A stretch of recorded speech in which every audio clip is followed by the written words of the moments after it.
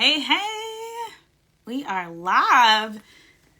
I don't know if this is going to be on replay or not, but we are here and I am so excited for this conversation tonight. So, hello. Happy Tuesday, y'all. It's been so long since I've been on live. Coach Alison is joining me. I'm going to go ahead and bring her on up in here. Let us know how you are doing in the comments. Actually, I think you got a request to join. Is that it? Or do I bring you up? It's been so long since I've been. Hi there. I haven't been live in a while. So if you are joining me on here for the very first time, welcome. My name is Kim. I am the creator here at Single Black Motherhood. Hey. Hi, beautiful. How are you? I am well. How are you doing? Fine, thank you. Fine, thank you. But you were introducing yourself, so go on ahead. I know it's been a while since you've gone live, and then there are people who are coming in on my end. So go ahead, Kim. Yes. So my name is Kim. I am a creator here at Single Black Motherhood. I have a daughter. She is 9 years old. We currently live in small town Arizona, but I am currently at my grandma's house, so no background or anything. We're visiting for the holidays. So Alison, please introduce yourself. Yes, absolutely. Hello, everyone who is coming in. If you are new and you don't know who I am because you're coming in through Kim's page, my name is Alison.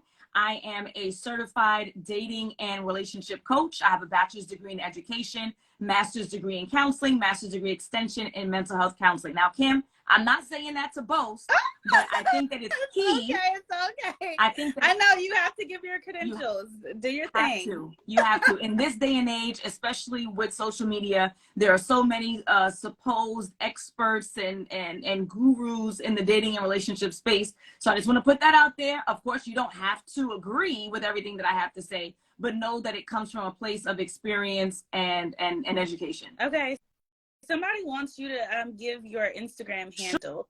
Sure. I'm going to go ahead and put it in the comments. Okay. And I think if you click the drop down little arrow on the top of the page next to live, my name would be there too, but it's all good. I'm not 100% sure that's true. So, okay. Go ahead and I'm like, you are live all the time and I haven't done this in God knows when. So I am just excited to be on live. Yes, ma'am. I'm excited to be here. I'm so thankful that you answered the call because I do a weekly live Q&A every Wednesday. So on tomorrow, I'll have my Q&A, right? And I have to tell you, Kim, which is why I reached out to you, I get the same questions over and over and over again, especially from my single moms. So I said, you know what? Instead of me answering the same questions over and over again, maybe you and I can just get together, do this really quick live so we can talk about some of the issues that are specific to the single moms, get some things answered for them so they know what next steps to take when they're ready to date again. Yes, I love it. Thank you so much for reaching out too. It's crazy because I bought a couple of your courses during like Black Friday and I was like, I'm gonna listen to them over the holidays. I still haven't gotten a chance to do it yet, but I'm like, in 2023 I am going to try to do better with dating, and I know a lot of moms are here as well, but we do have a lot of challenges with dating as a single mom. So do you want to just do Q&A style? Do you want to talk about some of the challenges that I see? How do you want to do it?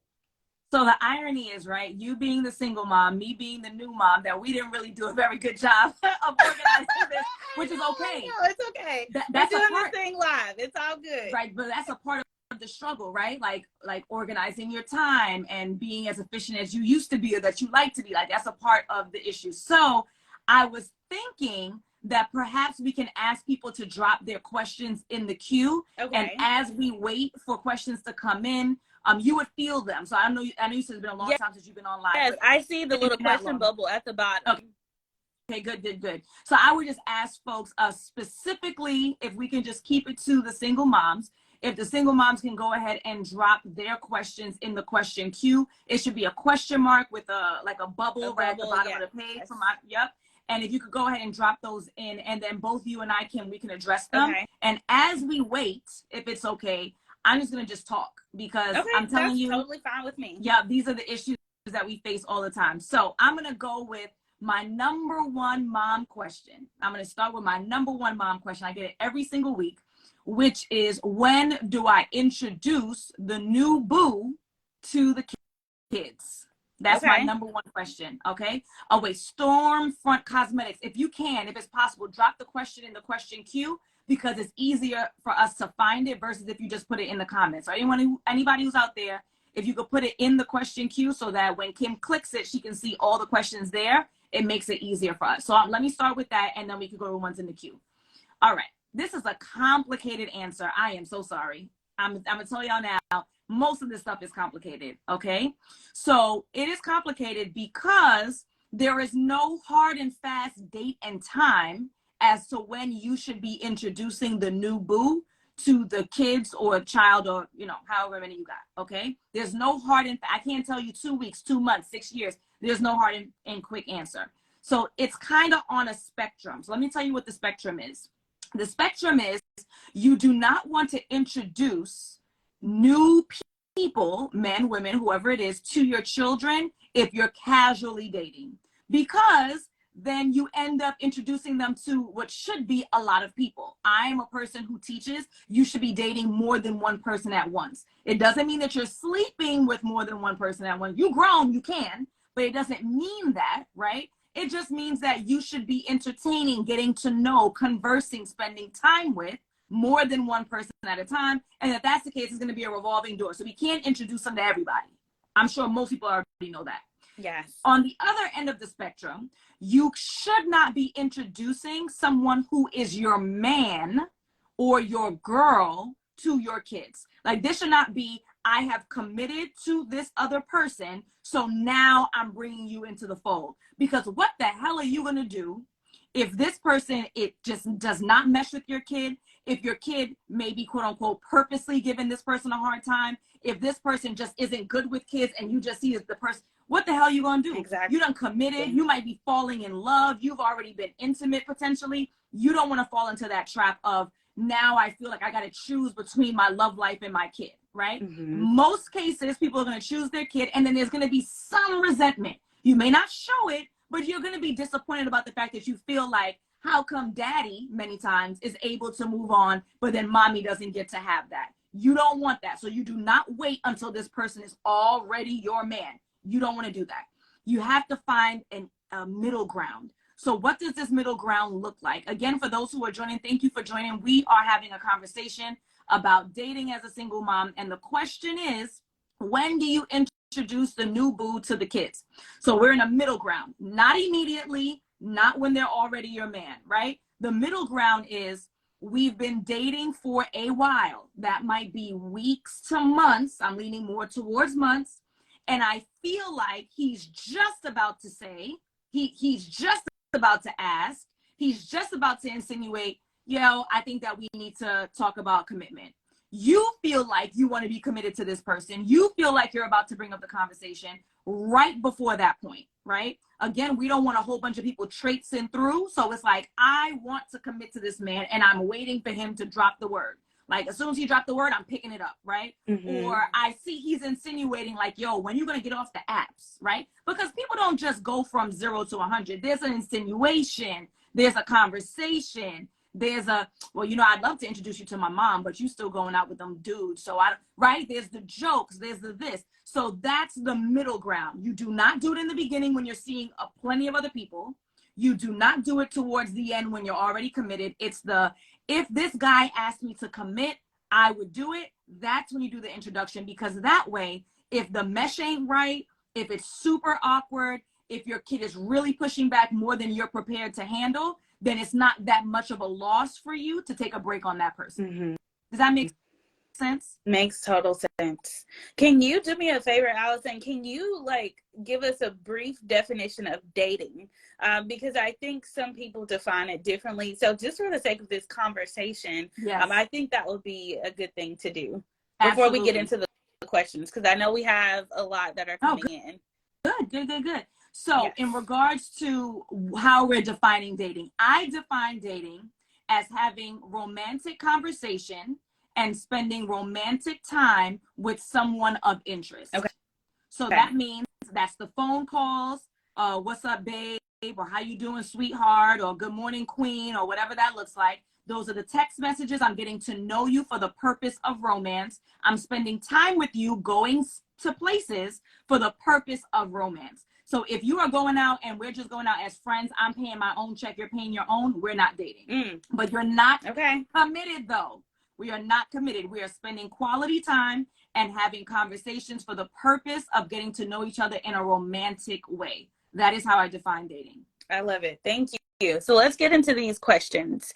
All right. Let's see. I guess they're all the way at the bottom. Okay. So how do you suggest to be transparent about dating multiple people? That's an excellent question. So this is what I recommend to my clients, whether or not you have children. I wouldn't use the word transparency. I'll put it like that. You're not going to lie, but I'm also not offering information unnecessarily. I watch a lot of Law and Order. I like to think about it as, you know, when they recommend to a witness to answer the question that's posed to them and don't give any more details. That's my recommendation. If someone asks you, hey, are you seeing other people? You should say yes. And I'm going to tell you exactly what phrasing to use in a moment. If they ask you clear as day, if they don't ask you clear as day, then there's no reason for you to offer that information.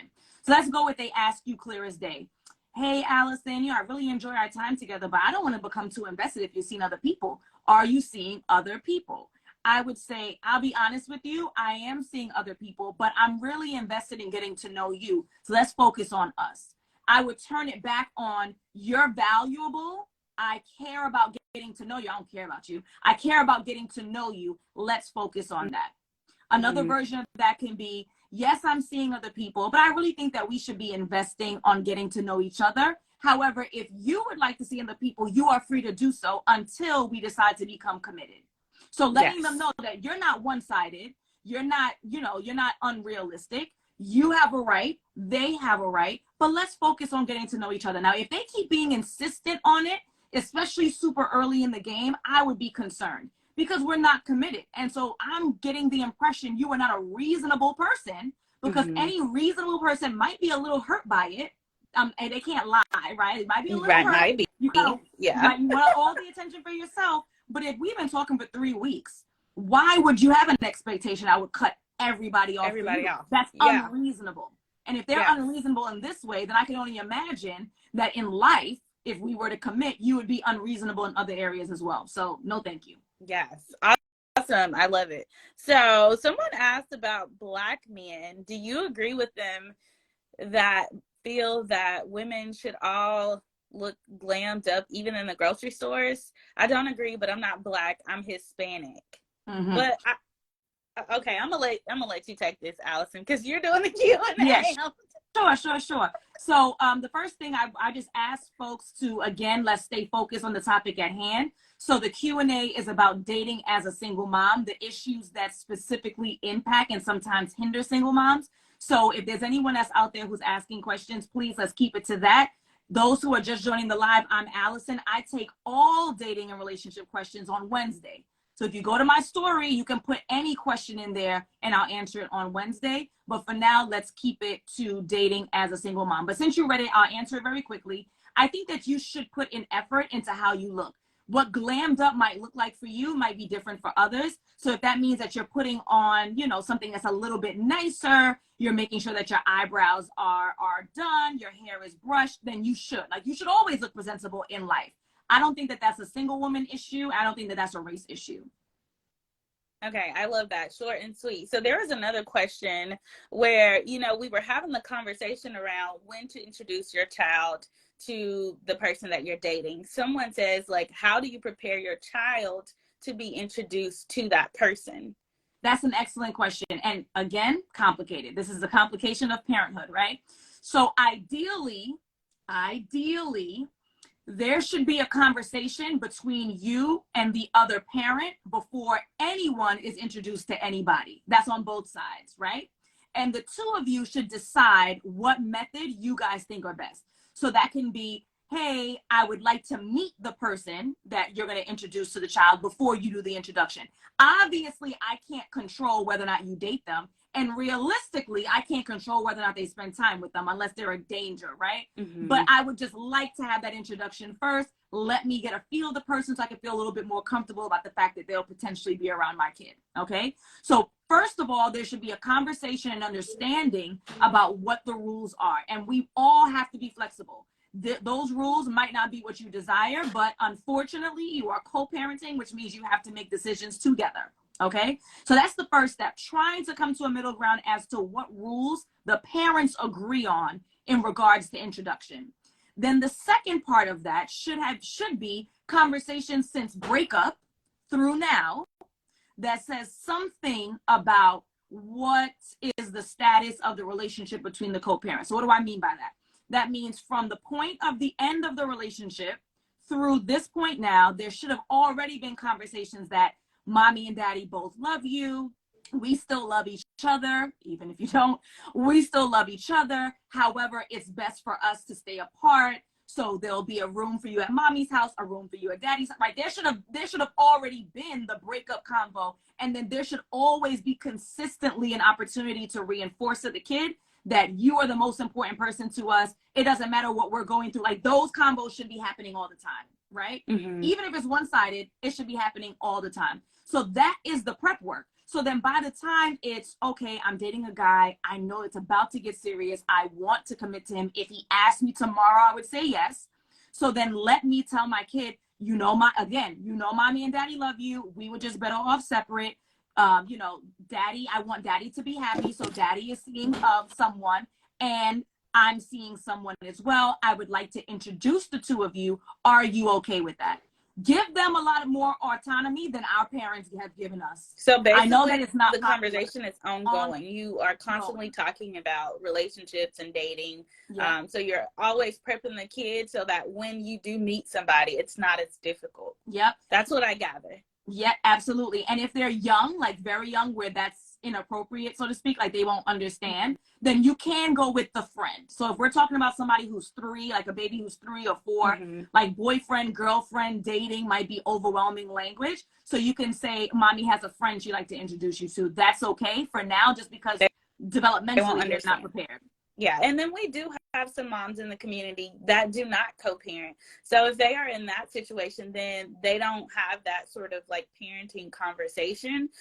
So they just dive right into talking about dating and things like that, right? So I guess, questions may arise, well, where's daddy, or what happened to daddy, that type of thing. And that should also be ongoing. Yeah. So Alison, I don't know if you have any recommendations for that, but I always recommend moms in my community to seek therapy when trying to have those conversations to help them facilitate that. Yes, absolutely. So if there isn't a second parent that can be a part of the conversation, or like physically a part of it, or even a part of the words, like there's nothing to say on their behalf, you go with your half, which is mommy loves you. You are the most important person to her. Mommy also would like to have someone as company, depending on the age, or as a companion, or whatever language makes the most sense for their age. And then there's someone that I've met, and I think that he's a really nice guy. I think the two of you would get along. Would you like to meet him? Okay.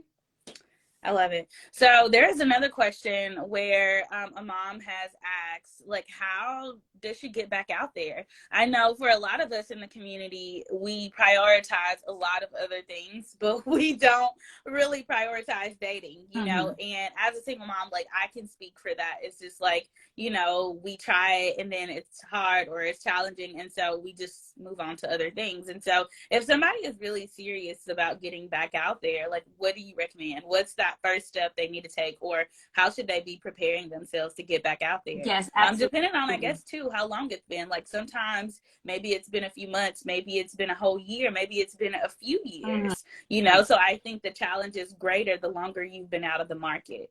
Yep, absolutely. So one of the things that I would recommend is make sure that you have the time. And I saw someone drop that in the comments as well. Well, how do you make the time, right? We were just talking about how we didn't even have time to organize this live. It's going well. But we literally organized it on here. Right. So how do you make the time? So one of my recommendations is that if you can't afford childcare, or it would be expensive over time, then you need a buddy. So that's going to be, it could be a single mom, or doesn't have to be, or another mom that you can trade off on. Preferably if it's another single mom who wants to get back into the scene that you can trade off on, that you trust. So that might mean like hey girl, you know, we're both trying to date and we're both, you know, busy, or childcare is expensive. How about I watch the kids Friday nights, you watch the kids Saturday nights, and so that means that your Fridays or your Saturdays are your dedicated dating time. So you will always have Saturdays. Now, of course, the men that you meet or the people that you meet to date will have to understand that. True. And that's the nature of the game. They have to be understanding that you may only be available once a week, but at least you will always have childcare that you trust on a consistent basis. And there's a trade-off. I'm watching your baby on this day. You're watching my baby on that day. And then you always have at least one weekend day that you can dedicate to going out on dates or going out with a friend or going out by yourself to socialize. So you need to have the time. That's number one. Before we talk about what to wear and what to ask and what dating app, you need the time. If you don't have the time, it's not going to work. I had a young lady who DM'd me today, and I told her join this live, and asked me, she said, I have a 14-month-old child. Is the child too young for me to date? And I said, it's not about age necessarily. It's about your level of stability, right? I have a 4-month-old, and I don't know left from my right. I could not do anything more than I already do. I work, I take care of my kid, and I am a wife, and I'm a friend, and I'm a sister, and I'm a daughter. I can't take on anything else. So if your life is stable, you're able to work, you're able to have a schedule, you have childcare, she has support from her parents. If you have the time, if you are stable in your life, then sure, you can do it. It's not about a specific point. Somebody can have a 7-year-old and they're running rampant and can't find the time and can't organize. So step one is finding the time. Awesome. I love that. So let's see.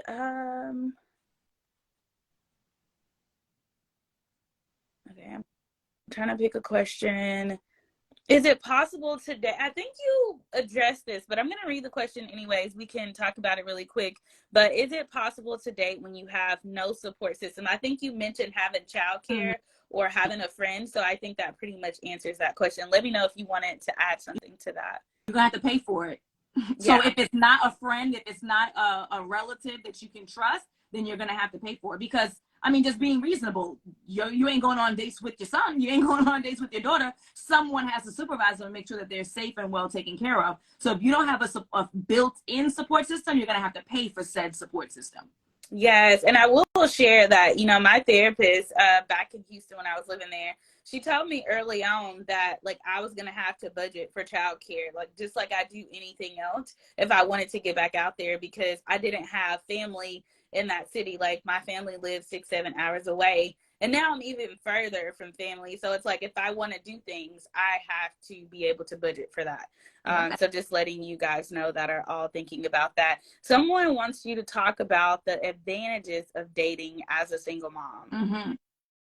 So what I would say, well, dating as a mom, but then obviously if you're dating and you're a mom, you're a single one. I hope you ain't out in these streets with a husband. Okay.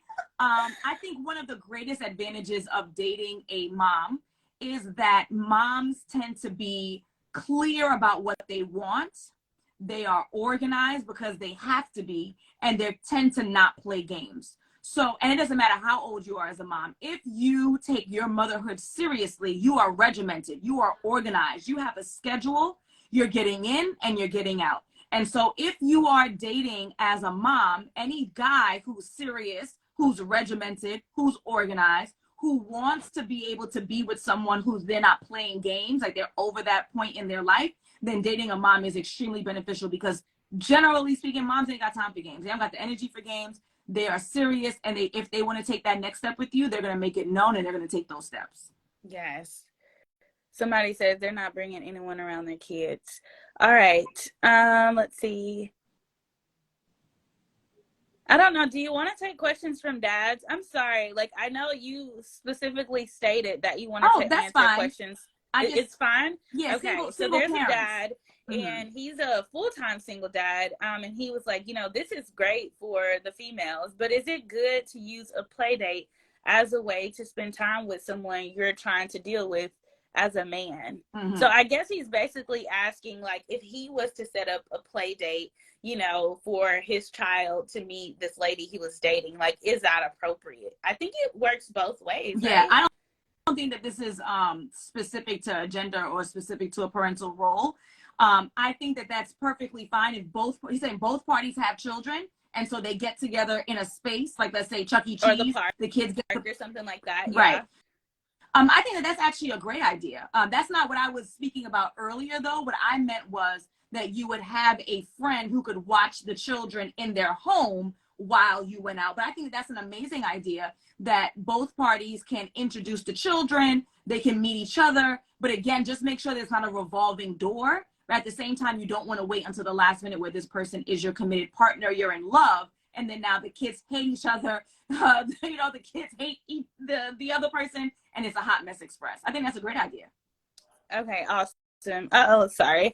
So there's another question where a mom says that she was with her child's father for 15 years and she wants to get back out in the dating market, but she has some negative thoughts around men. Mm-hmm. Should she do therapy before getting back out there? Yep. She doesn't want, you know, the people that she's dating to pay for, you know, I guess her past. Yep, or the absolutely. results of her past. Yep. I think that we've all in some form or fashion, have been through something that therapy would benefit us with. So it doesn't necessarily have to be 6 months, a year, 10 years worth of therapy. It doesn't mean that someone has to be like physically abused or sexually abused to need therapy. Like living in poverty, living in the hood is something that's worthy of getting some sessions to get some stuff off your chest, to get some clarity for what you're looking for. So saying all that to say, absolutely, if you feel as though you have some negative beliefs around men as an entire gender, we're talking about 3.5 billion people, and you think that this all, for the most part, applies to them, then dating is going to be quite difficult. You should definitely go to therapy and do some work around your belief system, do some work around the trauma or the pain that you faced in that former relationship from childhood, so you could work it out. Okay. So there's another mom who wants to ask about dating after loss. So she lost her fiance, who was not her child's dad. So she's wondering, like, how will that look to her kids if, you know, she decides to get back out there after she's lost the fiance, plus, you know, she's not with the dad. Mm-hmm. Did she say how long it's been? Let me go back. I don't think she included that. But if you're still on here, can you drop in the comments, like, how long it's been? Mm-hmm. So I don't think that she has to worry necessarily about the judgment of the children if it's a reasonable amount of time that she experienced the loss. Now, everyone might decide differently, like what's reasonable, and she has to decide that for herself. If it were me, I would not imagine getting back onto the dating scene for at least a year. She said 2 years. I don't think that anyone would judge you for considering. Going out on a date means that you are sharing a meal or sharing experience with someone that has potential. It doesn't mean that you're going to be walking down the aisle with anybody anytime soon. Really, you shouldn't be, right? Like, even if you were not in the relationship with your fiance, there should be time before you get to that part in your relationship. I say all that to say, within a year, I think is more than reasonable for any person to say, this is a good amount of time for someone to consider dating again. Okay, awesome. Let's see, what other questions do we have? Oh, here's one. So she says, can a single mom decide not to have children in her future relationship or marriage due to trauma? So I guess maybe she's been through something that has been so traumatic that she doesn't want to have kids in the future.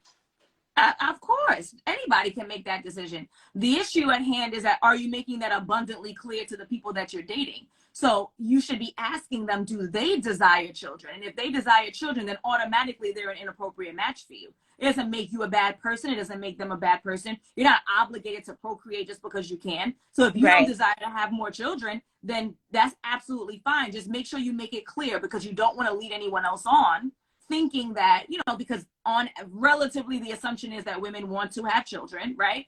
Mm-hmm. You don't want to lead them on. Let them know from the get-go that you don't desire to have more children. There are plenty of guys who don't want any or don't want more. So it's fine. Just be honest. Okay. And you said let them know from the get-go. So up front, you don't want any kids. Make that clear. I'm talking about because you don't want to be wasting a lot of time knowing that you don't want any more kids. And then also, I think that you want to be clear about that, not just because of your past, but is that really something that you want to do? Yep.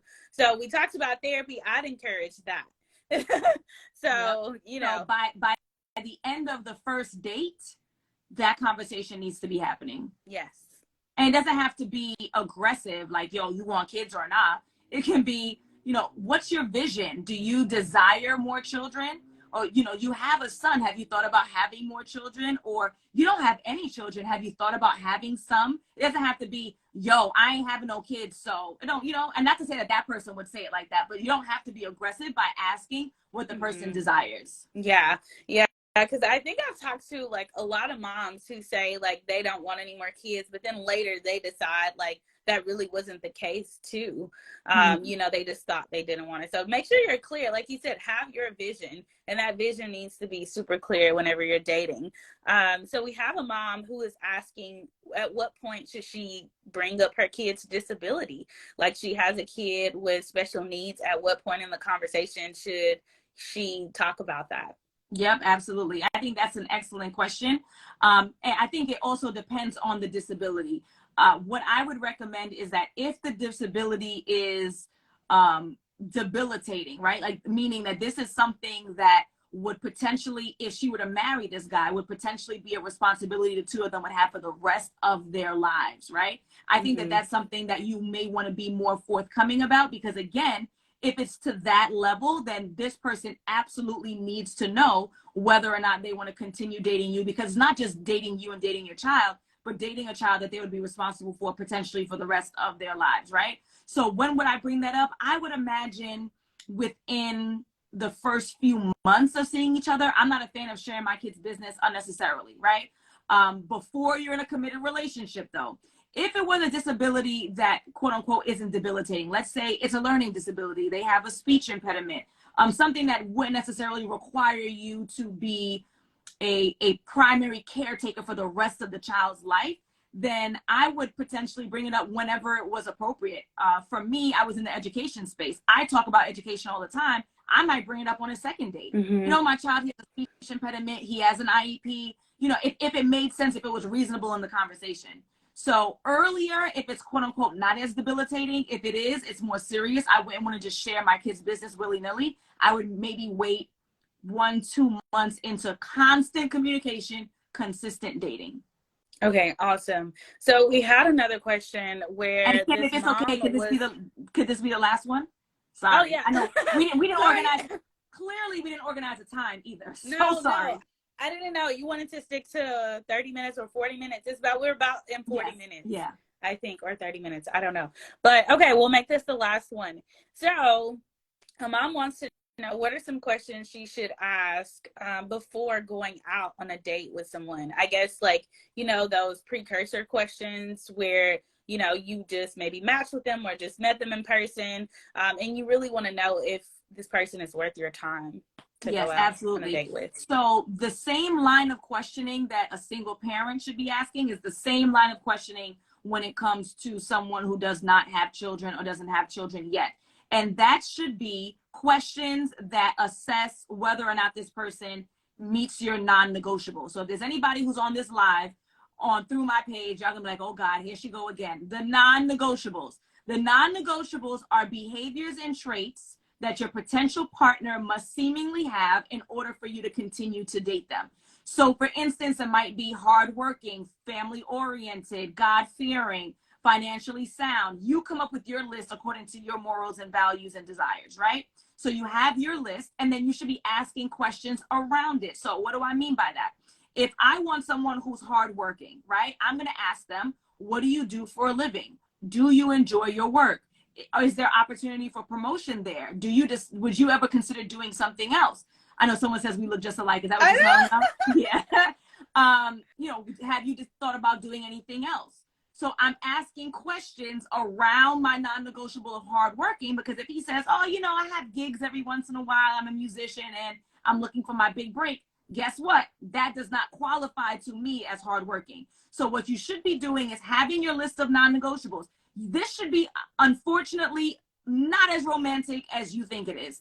This Disney romance doesn't exist in reality. We need to be strategic. So I have my list written on paper, what I'm looking for. I have a list of questions that I'm going to be asking that leads me to draw some conclusion around it. If I want to know if someone's financially sound, I'm not going to ask them how much money they make. I want to know what they do for a living. I'm going to Google it. We're going to have that conversation. Right. We're going to Google it. I'm going to ask them potentially about retirement, investments, having conversations around those things. I give great details about this. Shameless plug, if you click the link in my bio, I have a free training that talks about questioning. And then I have a paid one that's 3 hours long, $37, that talks all about how to navigate dating, both online and offline. So it's way longer than a response that I can offer, but just very quickly, have your non-negotiables, draw up a list of questions, and then ask them. Awesome. Thank you so much, Allison. I know that was the last question. Tell us again when you go live. Is it tomorrow? Yeah. So every Wednesday, I do my live Q&A around 5 p.m., especially now that I'm a new mommy. It's around 5 p.m. It might be 4:59. It might be 5:15. Y'all gonna have to be patient, all right? So I do that live Q&A every Wednesday, 5 p.m. Eastern. Now, how do you get your question answered? So what you will do is you can go into my stories. I'm at Align with Alison. I'm going to put it in again in the comments. Yes. At Align with Alison. And y'all go follow Alison too. For those of you that are new to her, she's always dropping gems. I actually brought a couple of her courses for Black Friday. So go do that. Good. So check it out and let me know. So you're going to go to my page right now. There's a green story that says Q&A, drop your question. You're going to put your question in there, and I will try my best to answer as many as I can Wednesday. So every Wednesday live Q&A, but you have to submit the questions first in my stories. Yes. Awesome. Thank you again, Allison. Thanks for asking me to do this. I am so excited that we got to hop on here. So have a good night. Thank y'all for tuning in. Is there anything else you want to say, Allison? I just wanted to say thank you for having me. Thank you for being so flexible. And we have to do this again. Maybe in a couple of months, we'll do it again. Absolutely. Especially like with Valentine's Day coming up too. I know a lot of moms are going to be feeling down about it. So yeah, definitely. We have to do it again. Yes, ma'am. I'll see you soon. Right. Thanks again. Bye, everyone. Thank you. I do have something else. My bad. Huh? Wait. I do have something else. I'm actually ending this live and I'm going live again for the next 15 minutes on my page because I have a challenge. I have a challenge for January. So if there's anybody who is interested, go ahead. I'm going to end this live with you. Jump on for 15 minutes. I got to bathe my baby. And I'm going to talk all about the alignment assignment. That is the name of the challenge. Yes, let's do it. Yeah. Alignment of assignment. All right. I love that. All righty. So all right, we'll be over there. Yep, I'll see you on my page. Have a good one. Okay, bye.